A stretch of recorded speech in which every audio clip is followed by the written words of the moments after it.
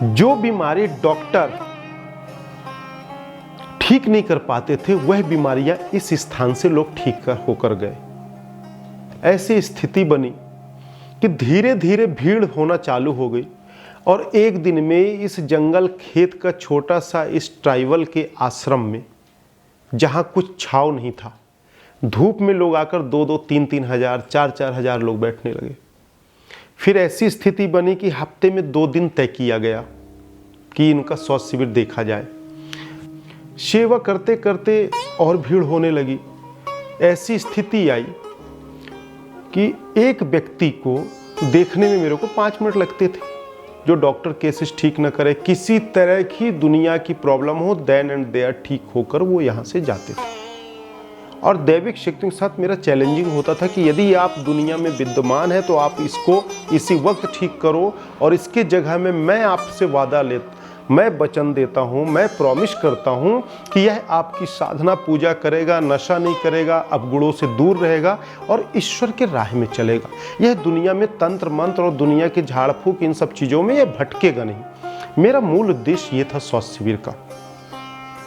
और इस तरह से लगभग हमने 2-3 वर्ष किए। जब काफ़ी भीड़ होने लगी तो एक बार अचानक प्रेरणा जागा कि मेरे अंदर तो जो दैविक शक्तियाँ हैं और इस तरह का जो ये दैविक शक्तियाँ जो मुझे दिखती, जिनके माध्यम से मैं इनको ठीक करता हूँ, तो मुझे लगा कि यह सब ईश्वर की ही संतान है, क्यों ना इनके अंदर ऐसी कोई ऊर्जा दूँ जिससे कि ये भी लोगों को ठीक कर सके। तो जो मेरे करीब वॉलंटियर्स होते थे या भाव रखते थे, चूँकि मेरी उम्र कम, मुझे ज़्यादा अनुभव संसारिक सिस्टमैटिक का ज्ञान नहीं था, क्योंकि मैंने सिस्टमैटिक ये डिसिप्लिन और ये फॉर्म और दुनिया भर की जो चीज़ें हैं, ये चीज़ों को तो मैं जानता नहीं था। स्कूल से पढ़ते पढ़ते सीधे चले आए। तो 2-4 लोगों को इकट्ठा करता था। आज भी जो पुराने लोग हैं उनको पता है। तो मैं अपने अंदर से कुछ % पावर्स निकाल कर उन पे बॉडियों में ट्रांसफ़र कर देता था कि तू ये चीज़ देखना। उनके क्राइटेरिया कर देता था कि इसके शरीर के अंदर ऐसा से ऐसा तुम करोगे तो ये ठीक होगा, ऐसा करोगे तो ठीक होगा, और इस तरह से तुम चेतना को जागृत करके ये करोगे तो ठीक होगा। और शाम तक के लिए मैं अपने बॉडी से प्राण विखंडन कर कर उनके बॉडियों में प्रवेश कर कर अपने अंदर की ऊर्जा को डालकर, शक्तियों को डालकर उनको कह देता था। तो वो भी देखते थे, मैं भी देखता था। तो ऐसे 5-6 लोग देखते थे लोगों को, और लोगों को रिजल्ट बराबर मिलता था। कई लोगों का ये भाव होता था कि नहीं नहीं, हम बाबा जी से ही दिखाएंगे तभी ठीक होंगे। तो मैं उनको यही कहता था कि रिजल्ट देखो, जीवन में रिजल्ट को देखना चाहिए। बच्चा दिन रात पढ़े और रिजल्ट में 5 विषय में 0 लेकर आ जाए तो वह बच्चा विद्यार्थी बुद्धिमान नहीं कहलाता है। रिजल्ट और समय का उपयोग, यदि समय पर किसी को कोई चीज़ की आवश्यकता हो और मिल जाए तो वह बहुत अच्छी बात है, वह लकी है जीवन का। तो इस तरह से मैं स्वास्थ्य शिविर उनको करता था। फिर विचार आया मेरे अंदर अचानक, देखिए ये प्रकृति कैसे कैसे किसके शरीर के माध्यम से क्या क्या कार्य कराती है, यह वही जाने। यह 15-20 वर्ष के सफ़र के बाद अब मुझे आज अनुभव हो रहा है कि मुझे ऐसी क्रियाएं मिली जो मैं लोगों तक पहुंचाया, और आज इसको मैं इस यंत्र के माध्यम से समाज और देश तक पहुंचा रहा हूं और देना चाह रहा हूं कि श्वसन क्रिया हमारे अंदर 72,72,07,720 मांसपेशियां हैं। उसके अंदर तरह तरह के नर्वस सिस्टम, तरह तरह के सेल हैं। 1 खरब कोशिकाएं हैं, 1 खरब जिसके शरीर के अंदर कोशिकाएं हों, और हर कोशिकाओं में एक नई ऊर्जा, एक नई शक्ति विराजमान है। जागृत करने का विषय है। आपके रूम में 50 बटन लगे हैं और 50 लाइट। आप कौन सी लाइट जलाना चाहते हैं तो उसके लिए स्विच ऑन करना पड़ेगा, करंट को दौड़ाना पड़ेगा, तब जाकर वह रोशन होगा। सब कुछ है पर जागृत की जरूरत है। जब यह विषय बना तो मैंने फिर क्या किया कि श्वसन क्रिया के माध्यम से कई लोगों को देखना चालू किया। अब कोई मेरे से 200 किलोमीटर दूर है, 500 किलोमीटर दूर है, 1000 किलोमीटर है, वह नहीं आ सकता और बीमार है, तो यहाँ से मैं उनका लोकेशन पूछता था। उनकी उस समय मोबाइल में ये व्हाट्सएप और ये सब तो चलता नहीं था कुछ भी। उनका लोकेशन नाम पूछते थे और यहाँ से मैं अपने नसों को, जैसे अलग अलग मांसपेशियाँ, अलग अलग नस हैं, अलग अलग ऊर्जा है, किस ऊर्जा से कौन सी तरंग बाहर निकलेगी, कौन सी दृष्टि के माध्यम से निकलेगी, कौन सा बुद्धि चेतना से निकलेगी, कौन सी लफ्जों से बाहर निकलेगी। इस तरह के ऑटोमेटिक एक गॉड गिफ्टेड टाइप से मेरे को नशों का ज्ञान हुआ, कभी हाथ का कभी इसका। काफ़ी प्रैक्टिकल किया मैंने इसका, कुछ प्रैक्टिकल पेड़ों पर किया। जैसे पेड़ है, पेड़ में रस चलता रहता, मुझे लगा कि ये कोई विषैला पेड़ नहीं है, वैसे भी वृक्ष ज़्यादातर ऐसे होते नहीं हैं, औषधि के दाता ही होते हैं। मैंने जैसे पेड़ है, मैंने यहाँ से ऐसे नश को दबाया और मुझे यह तरंग के माध्यम से अनुभव हुआ कि यह तरंग का दबाव इधर पड़ा और जिससे यह आँख से बहुत तेज़ से या लफ्जों से या नाक से मेरा तरंग निकल रहा बाहर बहुत तेज़, और मैंने अच्छे फोकस से उसको किसी पेड़ के अंदर मैंने समाहित किया। जब मैंने उसके अंदर समाहित किया तो उसके अंदर देख रहा हूँ कि बाहर छाल है, पेड़ है, तना है, उसके अंदर उसका रस का शौदान चल रहा है, उसका जो पेड़ का एनर्जी है जिससे पत्ते खिल रहे हैं, फल आ रहे हैं, और उस रस को मैंने ऐसे श्वसन क्रिया से खींचा और अंदर ग्रहण किया। अब जैसे ग्रहण किया तो मेरा मुंह में कड़वाहट कैंठाने टाइप से लगा, मुझे लगा अरे कैसा क्या हो गया। मेरे जीवन की खुद की घटना जो मेरे लाइफ का प्रैक्टिकल है, ये कोई कहानी और किस्सा और ऐसी स्थितियां नहीं है, ये गौर से समझने और सुनने का विषय है, अनुभव का विषय है। फिर उस पेड़ को हम लोग कुल्हाड़ी से लेके छाल को थोड़ा सा लिए, फिर उसको हमने जब खाकर देखा तो उसमें भी वही स्वाद मिला। तो ये लगा कि श्वसन क्रिया यही है जिसके माध्यम से हम सूक्ष्म भोजन पाते हैं, जिस तरह हिमालय के योगी लोग पाते थे, और कई लोग बैठे बैठे दूर की ऊर्जा को ग्रहण कर लेते हैं। इस तरह से मैंने कई वृक्षों पर किया, इंसान पे तो कर नहीं सकता था। फिर मैंने कहा कि इंसान की बीमारी को ऐसे ठीक किया जा सकता है। मैंने फिर कुछ इंसानों पे इस प्रैक्टिकल को मैंने किया। फिर उनसे मैंने पूछा आपको ठीक लगा? बोले हाँ। जब उन्होंने कहा कि हाँ ठीक लगा तो मुझे लगा यह क्रिया सफल है। फिर इस क्रिया के माध्यम से लोगों को बुलाना कम और लोगों का पूछना, लोकेशन लेना और यहाँ से उनको ठीक करने का प्रक्रिया चालू हो गई। फिर वह लोग पूर्णतः स्वस्थ होने के लिए आते थे, ये उनका भाव था। तो मेरे अंदर यह ऊर्जा विद्यमान है और इस ऊर्जा के माध्यम से मैं करोड़ों करोड़ों मानव प्राणियों का समस्या,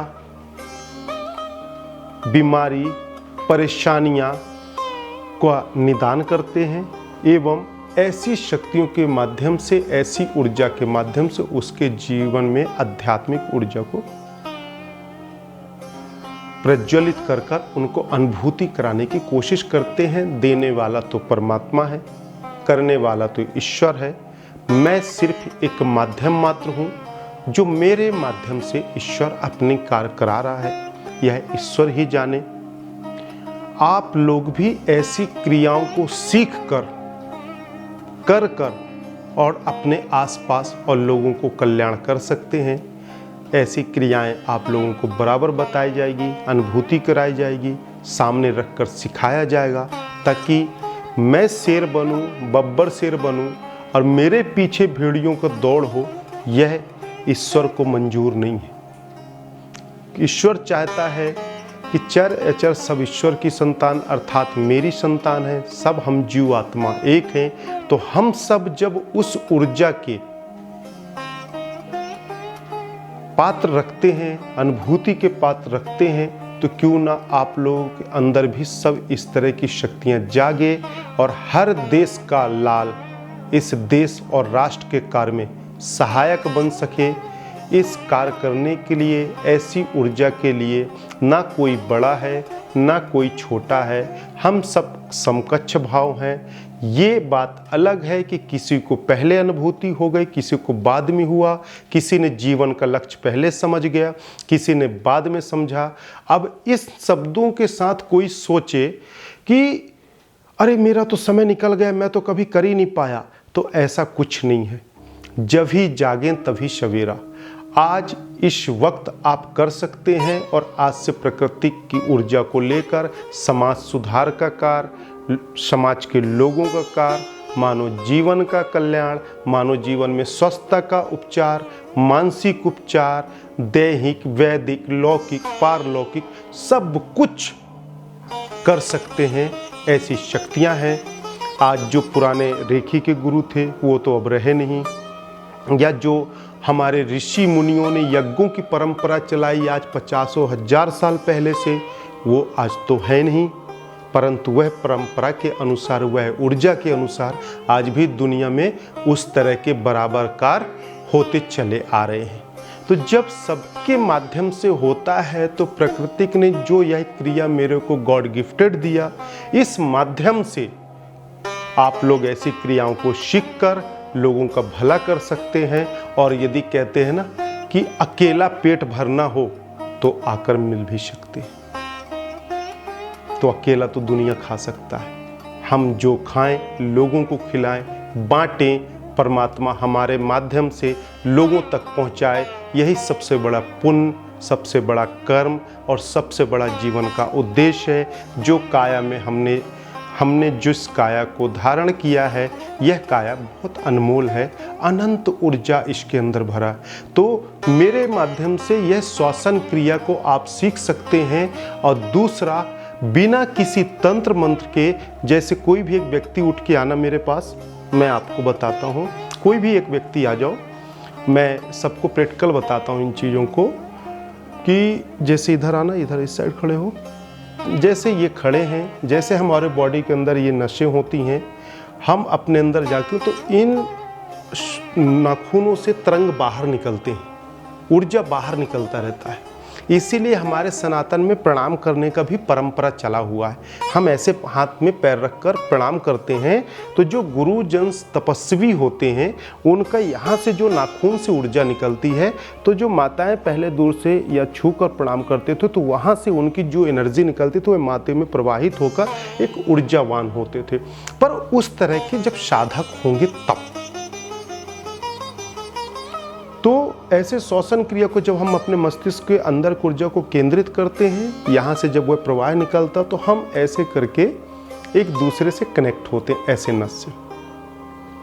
अब जब हम ऐसे कनेक्ट होते हैं तो अब मेरा ब्लड सर्कुलेशन से ये कनेक्ट हुआ। अब इस कनेक्ट से, ब्लड सर्कुलेशन से, इनके पूरे शरीर के अंदर के ब्लड सर्कुलेशन के माध्यम से मैं पूरे इनके नर्वस सिस्टम और सेल पर मैं पहुंच गया। अब मैं एकाग्रता के साथ अपने मानसिक चेतना की ऊर्जा से, तरंग से, मैं इनके अंदर के पूरे बॉडी के पार्ट्स को देख लिया। बॉडी के पार्ट्स में इनका ठीक, जैसे इस वक्त ये माने कि इनका सर थोड़ा दर्द कर रहा, पैर की पिड़री इधर दर्द कर रही है, तो जहां जहां इनके शरीर में सिम्टम्स में कोई कमी होगी, वहां वहां ठीक मुझे फील होगा। जैसे एक प्लेग से दूसरे प्लेग को जोड़कर दूसरा बल्ब जलाया जाता है, तो मुझे जहां जहां फील हुआ, फिर इसके बाद मैं कंसंट्रेशन ऑफ माइंड के साथ अपने अंदर के स्वस्थ ऊर्जा को एकाग्र करके नस के मांसपेशियों के माध्यम से इनके शरीर में प्रवेश किया। इनके शरीर से अंदर प्रवेश हुआ, जहां पास वह रोग है या उस तरह के बेहोश सेल पड़े हुए हैं, कोशिकाएं बिल्कुल शिथिल हैं, तो वहां पास वह ऊर्जा जाके फोकस करेगा और मैं श्वसन क्रिया से खींचूंगा, तो वह पूरे नसों के माध्यम से वह बॉडी से आकर मेरे अंदर प्रवाहित हो जाएगी, मेरे अंदर समाहित होगी। फिर मैं अपने अंदर की ऊर्जा से उसको नष्ट करूंगा, यह बॉडी से निकाल के टॉक्सिन्स को मैं बाहर छोड़ दूंगा। यह एक क्रिया है जिसके माध्यम से लोगों को स्वस्थ किया जाता है। यह क्रिया में ना कोई तंत्र है, ना कोई मंत्र है, ना कोई ऐसा ज्ञान है, ये समझने का विषय है। हम कई लोगों को इनको बताए कि इस तरह से किया जा सकता है, आप लोग भी कर सकते हैं, आप लोग भी सीख सकते हैं, और यह उपचार बहुत ही आसान है, कर सकते हैं। सब कुछ संभव है इस जीवन में। तो यह जीवन में स्वस्थ होने का सबसे बड़ा राज और सबसे आसान तरीका है। दवाई की आवश्यकता नहीं पड़ती, ठीक है, जा सकते हैं। तो इस तरह से किया जा सकता है। यह मेरे खुद का शोध है। हालांकि ऋषि मुनियों ने बहुत पहले से सब कुछ करके रखा है, पर कईयों महान तपस्वियों के साथ उनकी विद्या या तो चली गई, या इसी सौरमंडल में आज भी कहीं ना कहीं ऊर्जावान प्रज्वलित होकर पड़ी हुई है। सदगुरु की कृपा महान है। ऐसी क्रियाओं से आप अपने जीवन को, अपने परिवार को स्वस्थ कर सकते हैं, और जो हॉस्पिटल्स में लंबी लंबी लाइनें लगाकर खड़े होते हैं, उससे बचा जा सकता है। आज से 1000 वर्ष पहले कोई अस्पताल नहीं होते थे। क्या लोग बीमार नहीं होते थे? क्या उसका उपचार नहीं था? इसी तरीके से सब उपचार करते थे। हीलिंग पावर कैसे आई? यही तो हीलिंग है। परंतु हीलिंग करने की कैपेसिटी भी तो हमारे अंदर होना चाहिए। हमारी क्षमता है 50 किलो रखने की और हमें 2 क्विंटल रखेंगे तो हम ही बैठ गए। अब हमारे घर पर खाने के लिए 1 किलो चावल है, कोई हमसे मांग रहा है 10 किलो, तो हम उसको 10 किलो तो नहीं दे सकते क्योंकि है नहीं। फिर भी हम उसकी मदद के लिए कहते हैं हम 10 किलो दे रहे हैं। तो ख्वाबी पुलाव, झूठी दिलासा, झूठी आशा और भ्रमताएं भरी जिंदगी में न तो जिए, न लोगों को जिलाएं और न भ्रम में रहें, न लोगों की भ्रमित रखें। यदि ऐसी अवस्था पड़ती है, आवश्यकता जीवन में, और आपके पास उतना कैपेसिटी नहीं है, आप उतना ठीक लोगों को नहीं कर सकते, तो आप कॉस्मिक एनर्जी साधना के माध्यम से अपने सद्गुरु से ऊर्जा ले सकते हैं। गुरु तत्व को जागृत कर आप प्राप्त कर सकते हैं, या ब्रह्मांड में विद्यमान ऊर्जा को लेकर अपने शरीर से ट्रांसफर करके वहां तक पहुंचा सकते हैं।